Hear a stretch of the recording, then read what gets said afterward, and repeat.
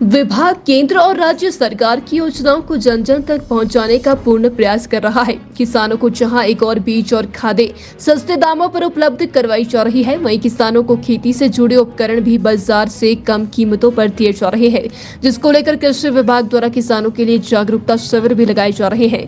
जागरूकता शिविर के माध्यम से उन्हें योजनाओं की जानकारी दी जा रही है, ताकि उन्हें पता चले कि सरकारी योजनाएं क्या चल रही है और उसका वह किस तरह से लाभ उठा सकते हैं। अधिक जानकारी देते हुए कृषि विकास अधिकारी श्यामली गुप्ता ने बताया कि वित्त वर्ष 2023-24 में किसानों द्वारा एग्री मशीनरी के तहत भरी पावर टीलर की एप्लीकेशन को दोबारा से अपलोड करना पड़ेगा, परंतु RKVIP के तहत किसान उसी एप्लीकेशन से पावर टीलर ले सकते हैं।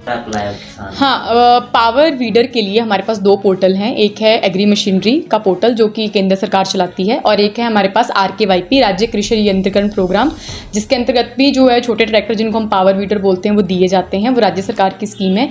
किसान जो है वो दोनों पोर्टल पे अप्लाई कर सकता है, एग्री मशीनरी में भी और RKVIP जो हमारा एग्री DBT का पोर्टल है उसमें भी अप्लाई कर सकते हैं। लेकिन हाँ, जैसे फार्मर हमारे पास ये देखने को आ रहा है कि फार्मर दोनों पोर्टल पे अप्लाई कर रहे हैं। एग्री लाइक जैसे एक फार्मर है, सपोज जैसे कोई कृष्ण नाम से कोई फार्मर है, कृष्ण नाम से फार्मर जो सेम ही फार्मर एग्री मशीनरी में भी अप्लाई कर रहा है और एग्री DBT में भी अप्लाई कर रहा है, लेकिन जो सब्सिडी है वो एक ही पोर्टल से जाएगी।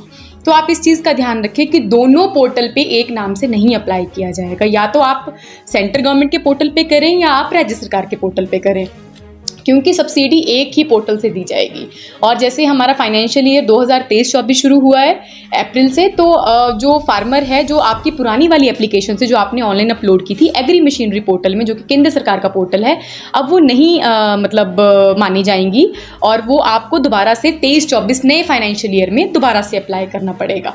लेकिन जो हमारा राज्य सरकार का पोर्टल है एग्री DBT, उसमें जो आपका सीनियरिटी नंबर है वो वैसे ही रहेगा। विभाग केंद्र और राज्य सरकार की योजनाओं को जन जन तक पहुंचाने का पूर्ण प्रयास कर रहा है। किसानों को जहां एक और बीज और खादें सस्ते दामों पर उपलब्ध करवाई जा रही है, वहीं किसानों को खेती से जुड़े उपकरण भी बाजार से कम कीमतों पर दिए जा रहे हैं, जिसको लेकर कृषि विभाग द्वारा किसानों के लिए जागरूकता शिविर भी लगाए जा रहे हैं।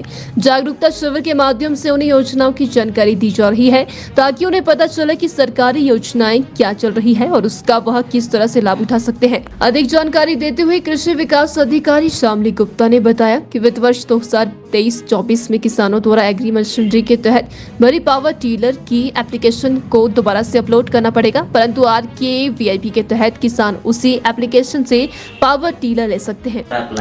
हाँ, पावर वीडर के लिए हमारे पास दो पोर्टल हैं। एक है एग्री मशीनरी का पोर्टल जो कि केंद्र सरकार चलाती है, और एक है हमारे पास RKVIP राज्य कृषि यंत्रीकरण प्रोग्राम, जिसके अंतर्गत भी जो है छोटे ट्रैक्टर जिनको हम पावर वीडर बोलते हैं वो दिए जाते हैं। वो राज्य सरकार की स्कीम है। किसान जो है वो दोनों पोर्टल पे अप्लाई कर सकता है, एग्री मशीनरी में भी और RKVIP जो हमारा एग्री DBT का पोर्टल है उसमें भी अप्लाई कर सकते हैं। लेकिन हाँ, जैसे फार्मर हमारे पास ये देखने को आ रहा है कि फार्मर दोनों पोर्टल पे अप्लाई कर रहे हैं। एग्री लाइक जैसे एक फार्मर है, सपोज जैसे कोई कृष्ण नाम से कोई फार्मर है, कृष्ण नाम से फार्मर जो सेम ही फार्मर एग्री मशीनरी में भी अप्लाई कर रहा है और एग्री DBT में भी अप्लाई कर रहा है, लेकिन जो सब्सिडी है वो एक ही पोर्टल से जाएगी। तो आप इस चीज़ का ध्यान रखें कि दोनों पोर्टल पे एक नाम से नहीं अप्लाई किया जाएगा। या तो आप सेंट्रल गवर्नमेंट के पोर्टल पे करें या आप राज्य सरकार के पोर्टल पे करें, क्योंकि सब्सिडी एक ही पोर्टल से दी जाएगी। और जैसे हमारा फाइनेंशियल ईयर 2023-24 शुरू हुआ है अप्रैल से, तो जो फार्मर है जो आपकी पुरानी वाली एप्लीकेशन से जो आपने ऑनलाइन अपलोड की थी एग्री मशीनरी पोर्टल में, जो कि केंद्र सरकार का पोर्टल है, अब वो नहीं मानी जाएंगी और वो आपको दोबारा से 23-24 नए फाइनेंशियल ईयर में दोबारा से अप्लाई करना पड़ेगा। लेकिन जो हमारा राज्य सरकार का पोर्टल है एग्री DBT, उसमें जो आपका सीनियरिटी नंबर है वो वैसे ही रहेगा।